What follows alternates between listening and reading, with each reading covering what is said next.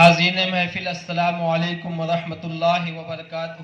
وعلیکم السلام ورحمۃ اللہ۔ آئیے بارگاہ رسالت مآب صلی اللہ تعالی علیہ وسلم میں جھوم کر درود پاک کا نذرانہ پیش فرمائے۔ پڑھیے بلند آواز سے، اللہم صلی علی سیدنا مولانا محمد وبارک وسلم، صلو علیہ الصلاۃ والسلام علیک یا رسول اللہ صلی اللہ تعالی علیہ وسلم۔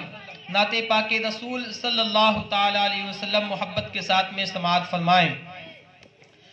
مصطفیٰ آپ کے جیسا کوئی آیا ہی نہیں، مصطفیٰ آپ کے جیسا کوئی آیا ہی نہیں، کہ مصطفیٰ آپ کے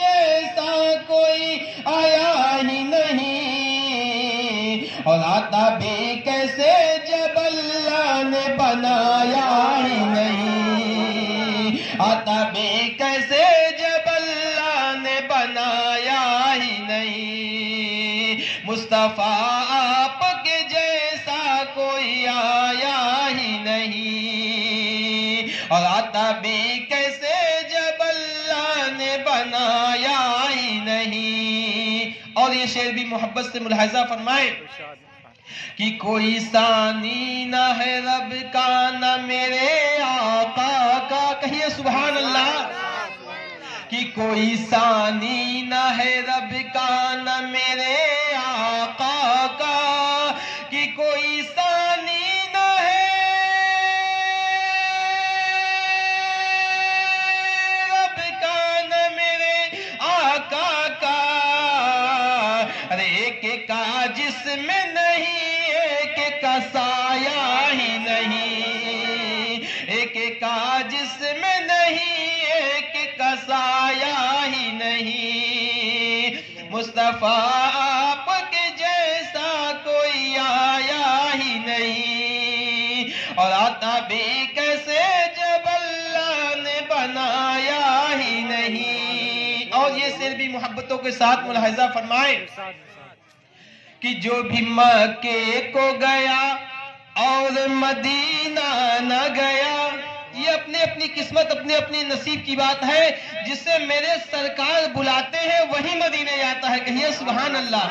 کسی کے اپنے بس میں یہ نہیں ہے کہ کوئی نبی مدینے والے آقا علیہ السلام کے دربار گوہر بار میں حاضری ایسے دے دے، سنو سنو، جسے میرے آقا جب چاہتے ہیں بلاتے ہیں وہی میرے آقا کے دربار میں جاتا ہے۔ اسی لیے شاعر کہتا ہے کہ جو بھی مکے کو گیا اور مدینہ نہ گیا، کہ جو بھی مکے کو گیا اور مدینہ نہ گیا، کہ جو بھی مکے کو گیا اور مدینہ نہ گیا، ارے کیسے جاتا تجھے آقا نے بلایا ہی نہیں، ارے کیسے جاتا تجھے آقا نے بلایا ہی نہیں، مصطفیٰ آپ کے جیسا کوئی آیا ہی نہیں، اور آتا بھی کیسے جب اللہ نے بنایا ہی نہیں، مصطفیٰ آپ کے جیسا کوئی آیا ہی نہیں۔ اور یہ شعر بھی محبت کے ساتھ ملاحظہ فرمائیں کہ جب کہا قبر میں سرکار نے یہ میرا ہے، کہیے سبحان اللہ۔ اگر ہم کو قبر میں مرنے کے بعد میں جب رکھا جائے گا، اور قبر میں رکھنے کے بعد میں جب بندے کو قبر میں رکھا جاتا ہے تو نقیرین حاضر ہوتے ہیں، اور نقیرین حاضر ہو کر کے اس سے تین سوال کرتے ہیں۔ پہلا سوال کرتے ہیں من رب کا، تیرا رب کون ہے؟ اس کے بعد دوسرا سوال کرتے ہیں ما دینوں کا، تیرا دین کیا ہے؟ اس کے بعد تیسرا سوال کرتے ہیں ما کنت تکونو فی شان رجل، اب بتا اس مرد کے تعلق سے کیا کہتا تھا، وہ کون ہوگا، وہ کون سی ذات ہوگی، وہ کس کا جلوہ جہاں دکھایا جائے گا، وہ کس کی آمد ہوگی؟ تو سنو سنو، اعلیٰ حضرت عظیم البرکت فرماتے ہیں کہ اے لوگوں، قبر کے اندر نبی کونین صلی اللہ تعالی علیہ وسلم کی جلوہ گری ہوگی. میرے آقا علیہ الصلوۃ والسلام تشریف لائیں گے اور اس کے بعد فرشتے تم کو نبی کونین صلی اللہ تعالی علیہ وسلم کی طرف رک کر کے دکھا کر کے پوچھیں گے کہ اے انسان اب بتا کہ ان کے تعلق سے تو دنیا میں کیا کہا کرتا تھا. پتا چلا پیارے نبی کونین صلی اللہ تعالی علیہ وسلم کی محبت کا معاملہ یہ ہے کہ دنیا میں رہو تو بھی نبی سے محبت کا معاملہ پیش آتا ہے اور قبر میں بھی نبی کا جلوہ جہاں تمہیں دکھا کر کے پوچھا جاتا ہے کہ نبی کے بارے میں اب تم دنیا میں کیا کہتے تھے. تو جو عاشق ہوگا, جو غلامان مصطفیٰ ہوگا, جو ثنا خان مصطفیٰ ہوگا, جو نبی سے پیار کرنے والا ہوگا, نبی سے محبت کرنے والا ہوگا, نبی کے ناموں پر اپنی جانوں کو قربان کرنے والا ہوگا, اپنے مال کو نچھاور کرنے والا ہوگا, وہ شخص نبی کونین صلی اللہ تعالی علیہ وسلم کے جلوہ جہاں کو دیکھ کر کے پہچان لے گا اور پہچاننے کے بعد کہے گا سنو سنو یہ کوئی اور نہیں ہے, یہ تو میرے آقا جناب محمد رسول اللہ صلی اللہ تعالی علیہ وسلم ہے. کہیے سبحان اللہ. پتا چلا اعلی حضرت عظیم البرکت مجدد دین و ملت امام احمد رضا فاضل بریلوی رضی اللہ تعالیٰ عنہ فرماتے ہیں کہ اے لوگوں سنو سنو, ہماری قبر روشن ہوگی, ہماری قبر منور ہوگی. اس لیے منور ہوگی کہ اعلی حضرت فرماتے ہیں کہ میرے آقا علیہ الصلوۃ والسلام جب دنیا میں جلوہ گر ہوئے تو ساری کائنات روشن و منور ہو گئی. تو سنو سنو پیارے نبی کونین صلی اللہ تعالیٰ علیہ وسلم جب تمہاری قبر میں تشریف لائیں گے تو تمہاری قبر روشن بھی ہوگی, تمہاری قبر منور بھی ہوگی. اسی لیے اعلیٰ حضرت فرمائیں گے کہ قبر میں لہرائیں گے تا حشر چشمے نور کے جلوہ فرما ہوگی جب طلعت رسول اللہ کی. کہیے سبحان اللہ. پتا چلا نبی کونین صلی اللہ تعالی علیہ وسلم کی شان کو دکھا کر کے تم سے قبر میں پوچھا جائے گا. ارے یہ کیا پیاری بات ہوگی کہ اگر میرے آقا مدینے والے مصطفیٰ تم کو دیکھ کر کے آقا فرما دے کہ ارے یہ تو میرا غلام ہے, یہ تو میرا چاہنے والا ہے, یہ تو میرا ماننے والا ہے, یہ تو مجھ سے محبت کرنے والا ہے, یہ تو مجھ پر درود پاک پڑھنے والا ہے. تو سبحان اللہ سبحان اللہ, کیا بات ہے پیارے. اے لوگوں اسی لیے تو کہنے والا کہہ رہا ہے, شاعر کہتا ہے کہ سنو سنو پیارے, جب کہا قبر میں سرکار نے یہ میرا ہے. کہیے سبحان اللہ. جب کہا قبر میں سرکار نے یہ میرا ہے, کہ جب کہا قبر میں سرکار نے یہ میرا ہے, اور پھر فرشتوں نے مجھے ہاتھ لگایا ہی نہیں, اور پھر فرشتوں نے مجھے ہاتھ لگایا ہی نہیں. مصطفیٰ آپ کے جیسا کوئی آیا ہی نہیں, اور آتا بھی کیسے جب اللہ نے بنایا ہی نہیں. اور اس آگے محبت کے ساتھ میں ملاحظہ فرمائیں کہ میرے آقا علیہ الصلوۃ والسلام اپنے نواسے امام حسن امام حسین رضی اللہ تعالیٰ عنہ سے کیسی محبت فرمایا کرتے تھے, کیسا پیار فرمایا کرتے تھے. میرے آقا کو کتنی محبت تھی اپنے نواسوں سے. میرے آقا نبی کونین صلی اللہ تعالیٰ علیہ وسلم ایک مرتبہ نماز پڑھ رہے تھے. میرے آقا عین سجدہ کے حال میں تھے. میرے آقا کا سر اقدس زمین پہ تھا, رب کی بارگاہ میں میرے آقا سجدہ کر رہے تھے.